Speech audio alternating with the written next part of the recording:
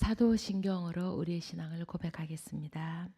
전능하사 천지를 만드신 하나님 아버지를 내가 믿사오며 그 외아들 우리 주 예수 그리스도를 믿사오니 이는 성령으로 잉태하사 동정녀 마리아에게 나시고 본디오 빌라도에게 고난을 받으사 십자가에 못 박혀 죽으시고 장사한 지 사흘 만에 죽은 자 가운데서 다시 살아나시며 하늘에 오르사 전능하신 하나님 우편에 앉아 계시다가 저리로서 산 자와 죽은 자를 심판하러 오시리라.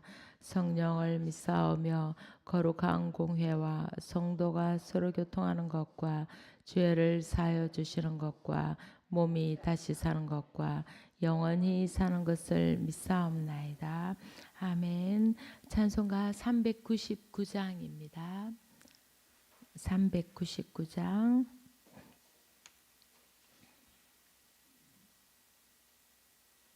어린 양들아 두려워 말아라. 함께 찬양하시겠습니다.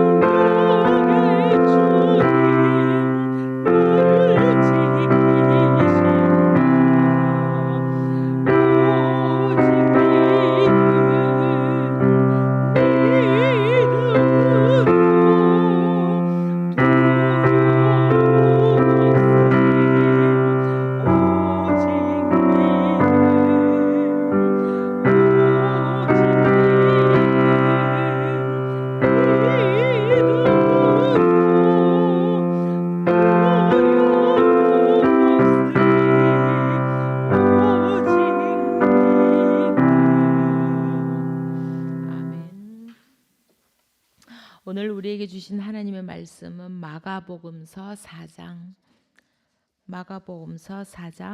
30절에서 32절까지입니다. 마가복음 4장 30절에서 32절까지 다 함께 한 목소리로 읽겠습니다. 예수께서 또 말씀하셨다. 우리가 하나님의 나라를 어떻게 비길까? 또는 무슨 비유로 그것을 나타낼까? 겨자씨와 같으니 그것은 땅에 심을 때에는 세상에 있는 어떤 씨보다도 더 작다. 그러나 심고 나면 자라서 어떤 풀보다 더 큰 가지들을 뻗어 공중의 새들이 그 그늘에 깃들일 수 있게 된다. 아멘. 네, 오늘도 간절한 마음 가지고 예배 자리에 오신 여러분께 하나님의 은혜와 평강이 함께 하시길 빕니다. 네. 예수님께서는 갈릴리 바닷가에서 많은 비유로 사람들을 가르치셨습니다. 사람들이 쉽게 알아들을 수 있도록 생활 속에서 소재들을 가져다가 비유를 하셨지요. 오늘의 본문은 겨자씨의 비유로 여러분들도 잘 아시는 비유입니다. 예수님은 말씀하셨습니다. 우리가 하나님의 나라를 어떻게 비길까? 또는 무슨 비유로 그것을 나타낼까? 그리고 고개를 들어 주변을 한번 둘러보셨겠지요. 아마도 그때는 겨자꽃이 피는 2, 3월이 아니었을까 싶습니다. 유채꽃을 닮은 노란 겨자꽃이 허드러지게 피는 갈릴리 호수 주변이었으니 사람들이 익히 알고 있는 겨자풀이 비유 소재로 안성맞춤이었을 것입니다. 사람들을 돌아보며 빙그레 웃으시는 예수님. 그리고 하나님의 나라는 겨자씨와 같으니라고 계속 말씀하셨습니다. 겨자씨, 여러분은 겨자씨를 보셨는지요? 울며 겨자 먹기란 말이 있습니다. 매운 겨자를 울면서 억지로 먹는 것처럼 뭔가를 억지로 하게 되는 경우를 가리키는 말입니다. 이 말을 자주 사용하면서도 겨자씨가 원래 어떻게 생긴 것인지 전혀 생각을 못 해봤습니다. 예전엔 성지순례에 다녀오면서 겨자씨라고 사온 것이 담배씨였다는 이야기도 들었습니다. 그런데 저는 요즘 통겨자를 넣은 소스를 만들어서 야채를 찍어 먹으면서 이제야 겨자씨의 정체를 알게 되었습니다. 말이 나온 김에 겨자씨에 대해서 좀 더 이야기해 보겠습니다. 겨자는 지중해 연안이 원산지로 재배 식물 중에서 가장 역사가 오래된 것 중에 하나라고 합니다. 기원전 1600년경 이집트의 파피루스 문서에도 기록되어 있을 정도라고 합니다. 겨자의 종류는 흰 겨자, 노란 겨자, 흑겨자 등 3가지 이상이 되나 봅니다. 갈릴리에서 실제로 자라는 겨자씨는 대부분 흰 겨자라고 합니다. 겨자는 잡초처럼 야생에서도 자라지만 예수님 시대의 겨자풀은 엄연한 식용작물이었다고 합니다. 심고 가꾸는 것으로 씨앗 식물로 또는 향신료로 11조의 대상이었습니다. 예수님도 32절에서 심는다라는 말을 쓰시는 걸 보니 이 말이 맞는 것 같습니다. 겨자꽃은 노란 유채꽃을 쏙 빼닮았습니다. 유채가 풀이듯이 겨자도 풀 종류입니다. 그런 겨자풀이 갈릴리 호수 주변에서는 특히 잘 자라서 사람의 키를 넘어 한 3, 4m 가량 쑥쑥 자라기도 한다고 합니다. 그렇게 씨를 심으면 쑥쑥 자라나는 겨자풀이 갈릴리 사람들에겐 인상적이었던 것입니다. 크게 자란 겨자풀 가지에 참새가 앉아 있는 사진을 보았습니다. 실제 5월이 되면은 말라서 고추대처럼 단단해진 겨자풀 가지에 새들이 때를 지어 깃드는 모습이 인상적이라고 합니다. 예수님은 말씀하십니다. 겨자씨를 처음 땅에 심을 때에는 세상에 있는 어떤 씨보다도 더 작아. 겨자씨가 세상에서 제일 작은 씨는 아니지만 당시에는 작은 것을 설명할 때 겨자씨에 비교하여 말하였기에 예수님의 이 말씀을 누구나 잘 알아들을 수 있었습니다.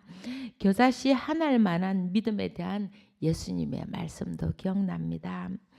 겨자씨 라며 고개를 갸우뚱거리는 사람들을 향해 예수님은 말씀하십니다.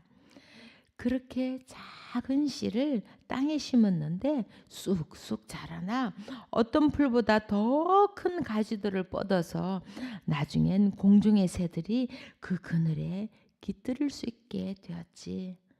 문득 그런 생각이 들었습니다. 이 말씀을 하시는 예수님의 표정은 어땠을까? 진지했을까? 장난스러웠을까? 꿈꾸는 표정이었을까? 아니면 결연한 표정이었을까? 하지만 이 말씀을 듣고 있는 사람들의 표정은 상상이 됩니다. 유대인들은 하나님의 나라를 기다려왔습니다. 그들은 하나님의 나라를 백향목에 빗대어서 말하기를 즐겨했습니다.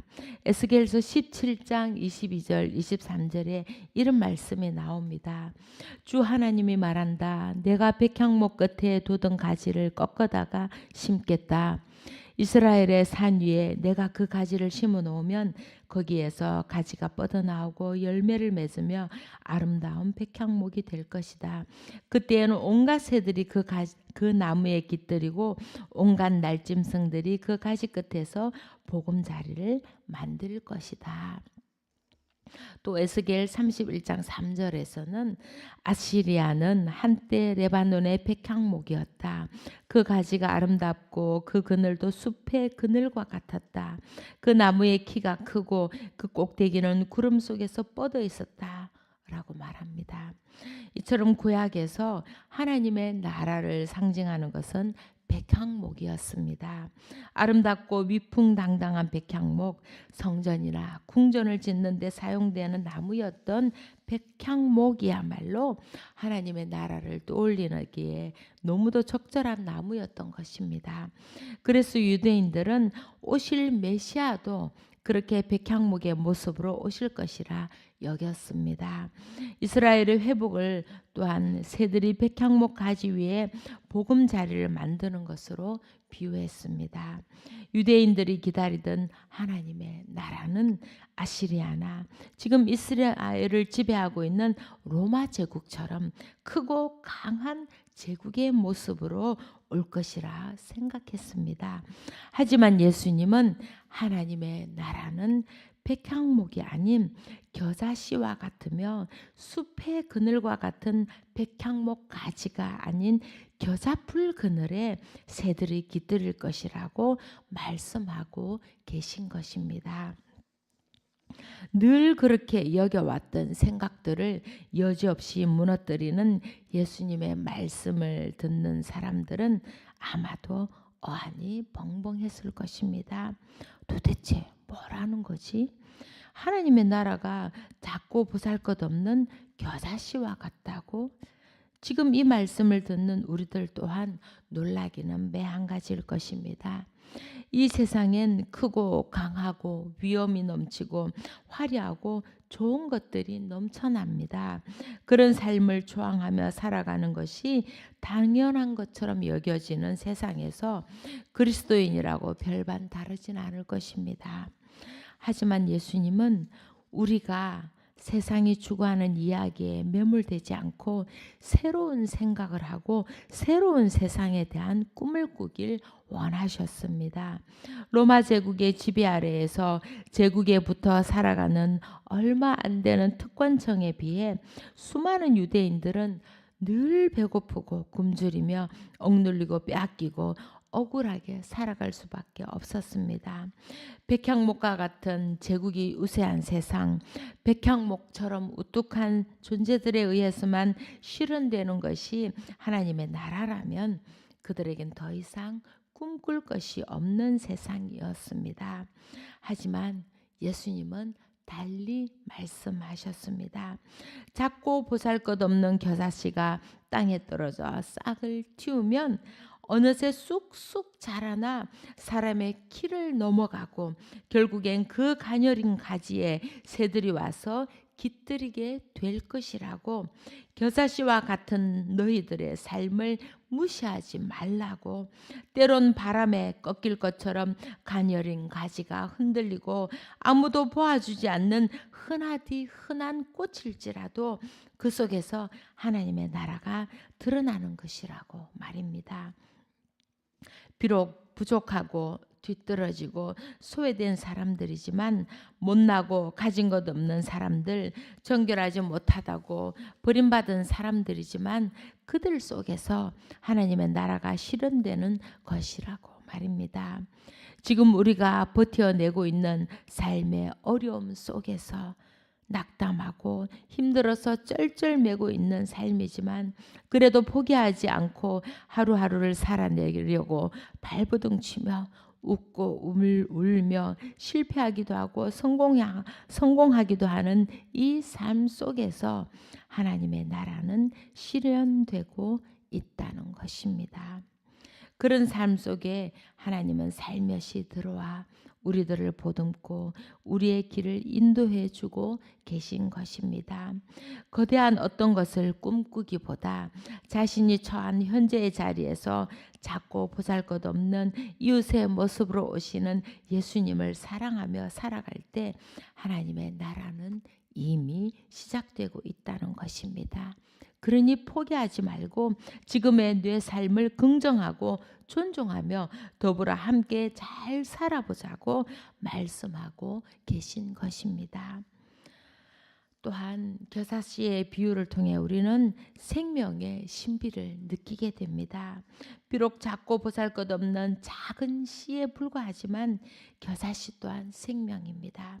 이 생명이 싹을 틔우고 꽃을 피우고 무럭무럭 자라나서 결국엔 새들이 깃들게 된다는 것입니다. 이 작은 생명체 안에 참 희망이, 가능성이 숨겨져 있다는 것입니다. 모든 생명은 어떤 것과도 비교될 수 없이 소중한 것입니다. 세상의 모든 생명체에게서 그 생명의 신비를 느끼게 될 때 우리는 어떤 생명도 함부로 대할 수 없게 되는 것입니다. 모든 생명체는 심는 손길이 있습니다. 바람에 날려온 씨앗이라도 멀리 떠나보낸 식물의 간절함이 땅에다 싹을 틔우게 되는 것입니다. 그렇게 우리 모두가 하나님이 이 땅에 심으신 존귀한 존재라는 것을 기억할 때 어떤 삶도 귀하지 않을 수 없는 것입니다. 이 생명 속에 담긴 그 신비함을, 그 존귀함을 우리가 알게 될 때 모든 생명을 사랑의 눈으로 바라보지 않을 수 없게 되는 것입니다. 그 사랑으로 자기 자신을 바라보고 이웃과 세상을 바라보게 되는 것입니다. 그리고 자신의 작은 가지라도 무생명을 향해 내어줄 수 있는 마음을 품을 수 있게 되는 것입니다. 그리할 때 우리 곁으로 바싹 다가온 하나님의 나라를 우리는 경험하게 될 것입니다. 겨자씨의 비유를 읽으면서 저는 가슴이 벌렁거렸습니다. 우리들 모두 겨자씨처럼 작고 보잘것없는 존재라고 여기며 살아갑니다. 백향목은 도저히 꿈꿔볼 수도 없는, 아무리 발버둥 쳐도 될 수 없는 나무처럼 여겨집니다.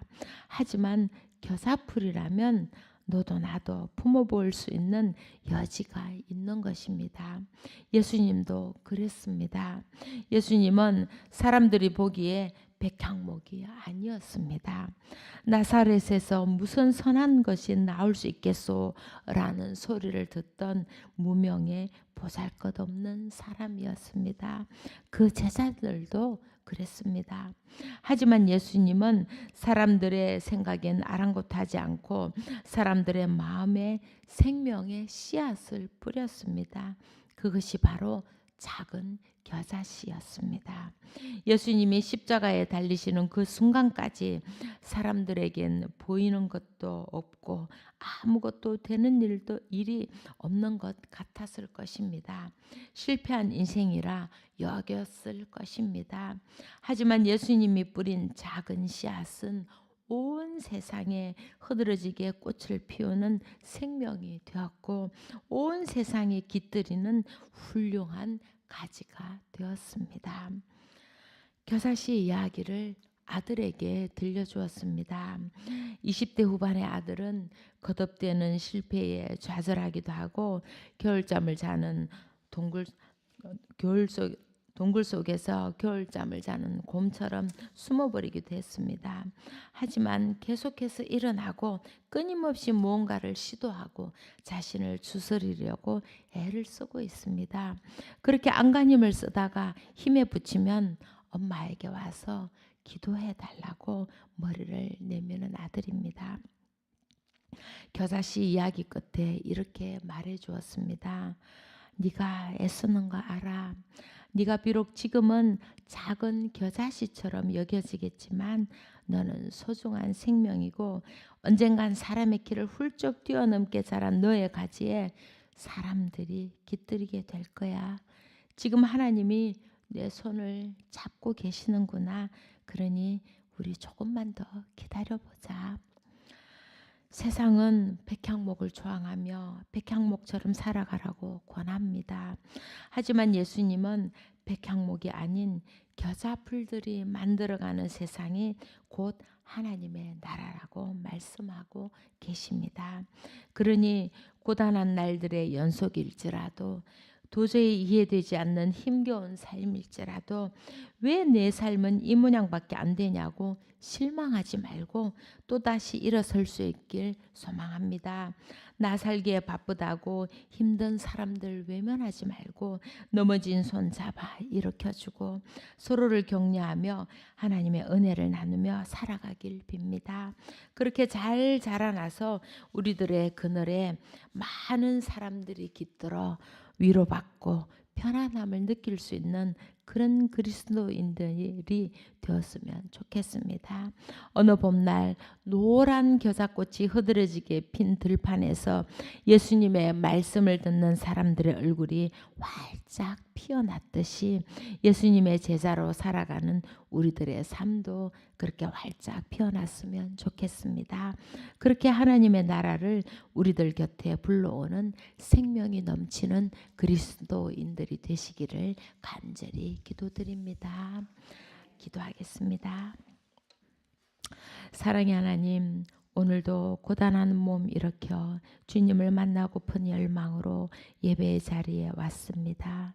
주님의 말씀을 듣고 주님의 가르침대로 살아갈 수 있는 마음을 주시니 감사합니다. 때로 세상이 나 자신에게만 불공평한 것 같고 주님의 은혜에서 나만 외면당하는 느낌이 들 때도 있습니다. 그럼에도 주님이 내 손을 꼭 붙들고 계심을 믿고 그 손을 함께 부여잡습니다. 끝까지 주님을 향한 마음을 믿음을 놓치지 않도록 도와주시옵소서. 주님, 보잘것없고 실망스러운 존재로 여겨졌던 저였는데 주님이 심으신 귀한 씨앗이었음을 이제야 깨닫습니다. 이 귀한 생명을 더욱 사랑하게 하시고 예쁜 꽃 피워 사람들에게 기쁨을 주고 사람들이 편히 쉴 수 있도록 가지를 내어주는 사람이 되게 하옵소서. 내 곁에 있는 사람들을 귀히 여기고 사랑하며 격려하고 보듬어주며 함께 하나님의 나라를 일구어가는 주님의 귀한 일꾼 되게 하옵소서. 주님, 지금 우리는 굿프렌즈를 위해 그들의 마음에 귀한 씨앗을 뿌리고 있습니다. 씨앗이 자라지 않는다고 분염하거나 포기하지 않게 하시고 뿌려진 씨앗이 싹을 내고 주님의 자녀로 잘 성장할 수 있도록 보살피는 일에 최선을 다하게 하옵소서. 그리하여 주님의 꽃밭에 많은 꽃들이 피어나게 하시고 주님의 은혜를 풍성히 나누는 우리들이 되게 하옵소서. 오늘도 주님 주신 생명을 살게 하시니 감사합니다. 귀히 여기고 주님으로 충만한 하루 되게 하옵소서. 이 모든 말씀 우리를 위해 십자가에 달리신 주 예수 그리스도 이름으로 간절히 기도드리옵나이다. 아멘. 하늘에 계신 우리 아버지여, 이름이 거룩히 여김을 받으시오며 나라의 임하옵시며 뜻이 하늘에서 이룬 것 같이 땅에서도 이루어지이다. 오늘날 우리에게 일용할 양식을 주옵시고 우리가 우리에게 죄 지은 자를 사하여 준 것 같이 우리 죄를 사하여 주옵시고 우리를 시험에 들게 하지 마옵시고 다만 악에서 구하옵소서. 대개 나라와 권세와 영광이 아버지께 영원히 있사옵나이다. 아멘.